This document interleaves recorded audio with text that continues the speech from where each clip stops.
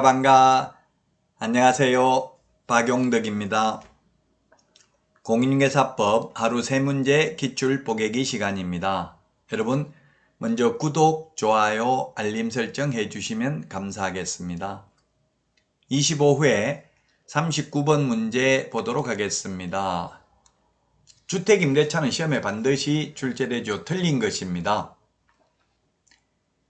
기억에 보니까 주택의 인도, 즉 이사를 하고 주민등록 전입신고를 한 날하고 저당권 설정 등길이 같은 날이면 임차인은 저당권 실행으로 그 주택을 취득한 매수인에게 대항하지 못한다.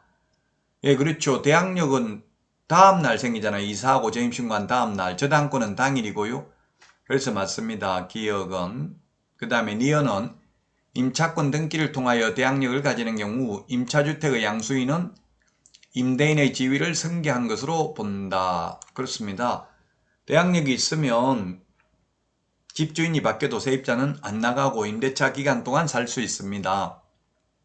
디귿 소액 임차인의 최우선 면제권은 주택가격의 3분의 1이 아니라 2분의 1 범위 내에서 최우선 면제됩니다.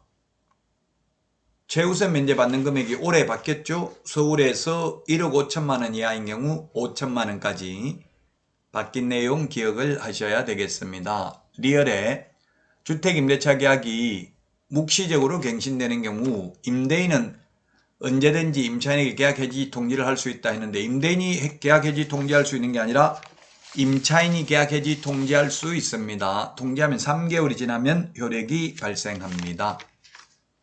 자, 우리 그 최우선 면제 받는 거 받겠다고 했는데 서울은 1억 5천만 원 이하인 경우 5천만 원, 과밀억제권역은 1억 3천만 원 이하인 경우 4,300만 원, 광역시는 7천만 원 이하인 경우 2,300만 원, 기타 지역은 6천만 원 이하인 경우 2천만 원까지고요. 과밀억제권역이 아닌데 김포가 과밀억제권역에 준하는 보호를 받는 것으로 이번에 바뀌었고요. 이천하고 평택이 광역시에 준하는 보호를 받는 것으로 바뀌었습니다. 우리 핵심 비교정리 프린트 29번에 있습니다. 따라서 정답은 3번이 되겠습니다. 최우선 면제는 2분의 1 범위 내에서 되고요. 임차인이 언제든지 해지를 통지할 수 있습니다. 주택임대차, 상가임대차, 묵시적 갱신되는 경우 다 마찬가지죠. 주택의 경우에는 계약갱신 요구에 의해서 갱신되더라도 언제든지 임차인은 해지 통지할 수 있습니다. 상가의 경우 임차인이 계약갱신 요구를 해서 갱신된 경우에는 계약기간 동안 임차인은 장사를 해야만 합니다. 현행법상은. 자, 다음은 40번 문제 보도록 하겠습니다. 상가임대차입니다. 옳은 것은 했는데요. 1번 상가 건물의 임대차를 등기한 때에는 그 다음날부터 대항력이 생긴다. 다음날부터 효력이 생긴다. 다음날이 아니라 등기하면 당일입니다. 당일. 등기한 당일날 제3자에 대해서 효력이 생기고요. 등기를 안 하고 그냥 인도받고 사업자 등록을 신청하면 사업자 등록 신청한 다음날 효력이 생기죠.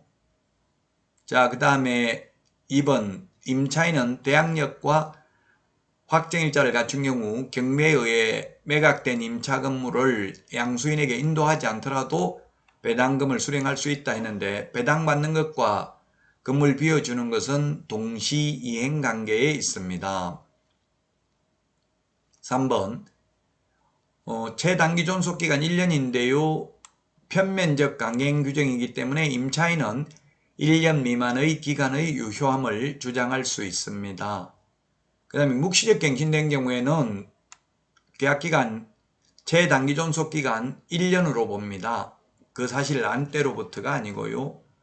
5번 임대인의 동의를 받고 전대차 계약을 체결한 전차인은 임차인의 계약갱신 요건 행사기간 내에서 임차인을 대위하여 임대인에게 계약갱신 요건을 행사할 수 있습니다.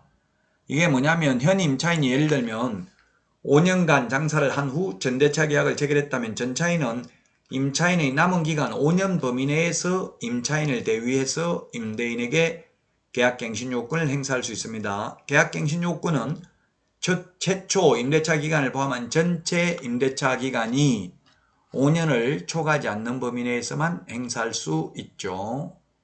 5번이 정답이 되겠습니다.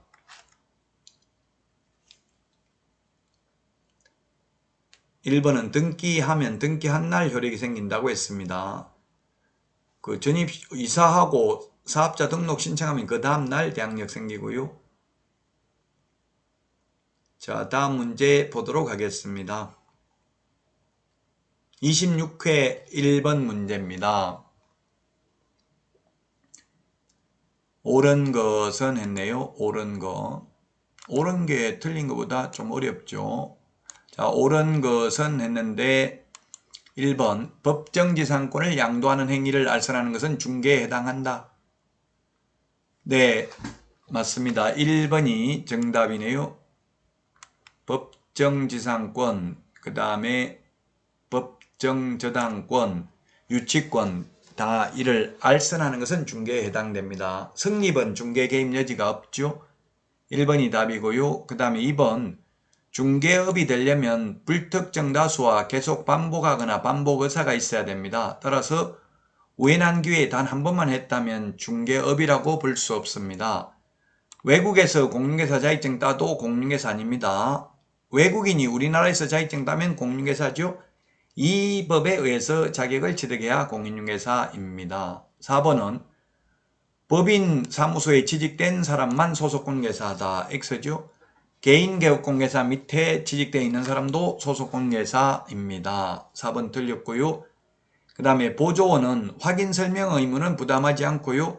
현장 안내 및 일반 서무 등 단순한 업무를 보조만 할 수 있습니다. 보조하는 자를 말합니다. 확인설명, 계약서 작성, 확인설명서 작성은 할 수 없습니다. 따라서 1번이 정답이 되겠습니다. 2번 우연히 한두 번 하면 중개업 아니고요. 3번은 외국에서 자격증 취득해도 공인중개사 아니고요. 4번은 법인의 사원, 임원도 자격증이 있으면 소속 공인중개사에 해당이 됩니다. 소속 공인중개사는 중개 업무도 하고 보조도 할 수 있습니다. 5번 보조원은 현장 안내 및 일반 서무 등 단순한 업무만 보조할 수 있고 확인설명, 확인설명서 작성, 계약서 작성은 할 수 없습니다. 여러분 많은 도움 되셨나요? 도움 되셨다면 구독, 좋아요, 알림 설정 해주시면 감사하겠습니다. 오늘도 숙제가 아닌 축제 같은 하루 되시기 바랍니다. 자, 그러면 여러분 다음 시간에 다시 찾아뵙도록 하겠습니다. 안녕히 계십시오. 안녕.